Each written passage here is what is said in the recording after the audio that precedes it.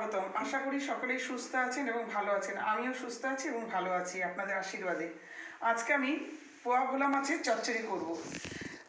সেই জন্য নিয়েছি এখানে 800 গ্রাম পোয়া ভোলা মাছ, আর নিয়েছি এখানে এই যে পেঁয়াজ কলি, আলু আর দুটো কাঁচা পেঁয়াজ কুচিয়ে নিয়েছি, গোটা পেঁয়াজ, আর নিয়েছি কাঁচা লঙ্কা কুচিয়ে, আর নিয়েছি কিছুটা পাকা লঙ্কা। আমি কালো জিরে ফোড়ন দিয়ে চচ্চড়ি করব। এবার আমি রান্নাঘরে চলে যাচ্ছি। ধরিয়ে দিলাম, এই কড়াইটাকে বসিয়ে দেবো, কড়াইটা গরম হোক। এবার আমি কড়াইতে তেল দিয়ে দিলাম।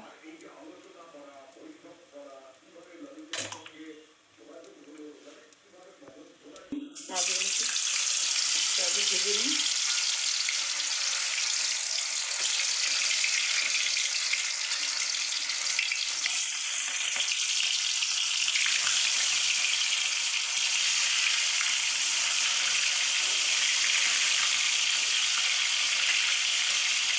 এই যে আমার মাছগুলো ভাজা হয়ে গেছে, এবার আমি এটাকে নামিয়ে দিচ্ছি।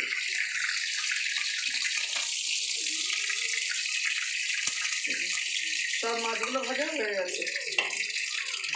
কালো জিরে ফোড়ন দেবো।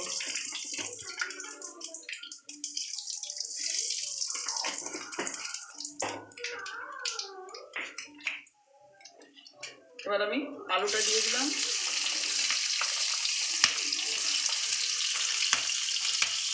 আলু দিয়ে নেবো, তারপরে পেঁয়াজ কলি, কাঁচা লঙ্কা দেবো।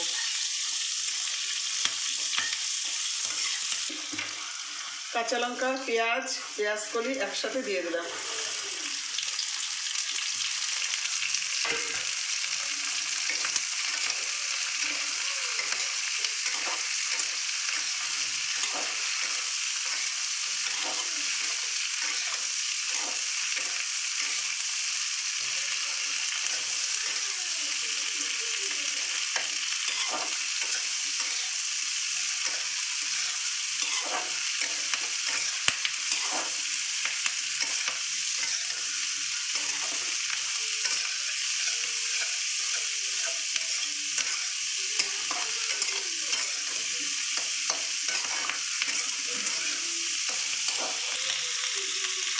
এবার আমি এতটা লবণ দিয়ে দিলাম। লবণ আন্দাজ মতন দেবেন, যে যেরকম খাবেন।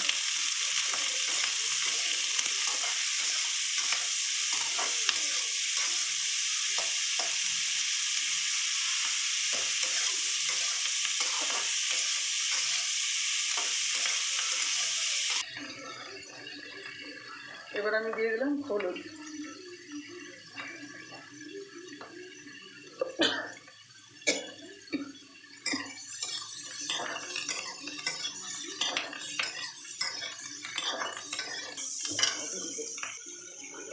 আমি এখানে একটু রাঁধুনির গুঁড়ো দিয়ে দিলাম।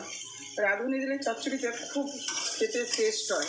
এটা সহজ পদ্ধতিতে ভোলা মাছের চচ্চড়ি, কোনো মশলা ছাড়াই। এবার আমি জল দিয়ে দেবো।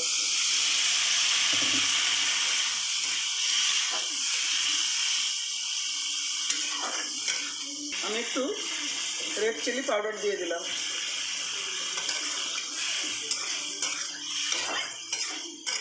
এটা আমি একদম শুকনো শুকনো চচ্চড়ি করবো। এবার আমি এই ভোলা মাছগুলোকেও দিয়ে দিলাম।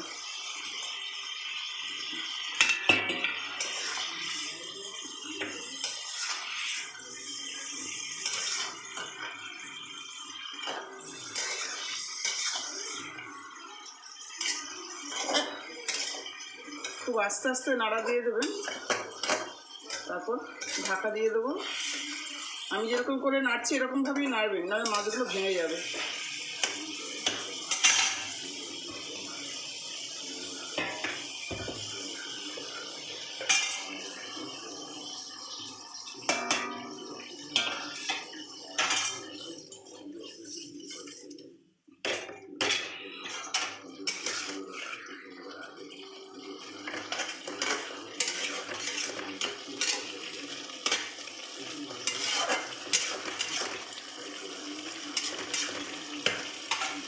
ঢাকা দিয়ে দেবো।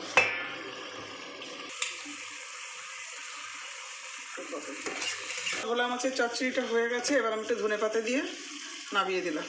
এখনই নামিয়ে দেবো। সহজ পদ্ধতিতে ভোলা মাছের টেস্টি চচ্চড়ি, আলু পেঁয়াজ কলি দিয়ে আমি যেভাবে করেছি আপনারা সেইভাবে করবেন, ঝটপট এই রান্নাটা হয়ে যাবে এবং বাড়ির সকলে খেয়ে খুবই খুশি হবে। লাইক কমেন্ট শেয়ার করবেন, পাশে থাকা বেল আইকনটি ক্লিক করবেন এবং সকলেই সুস্থ এবং ভালো থাকবেন।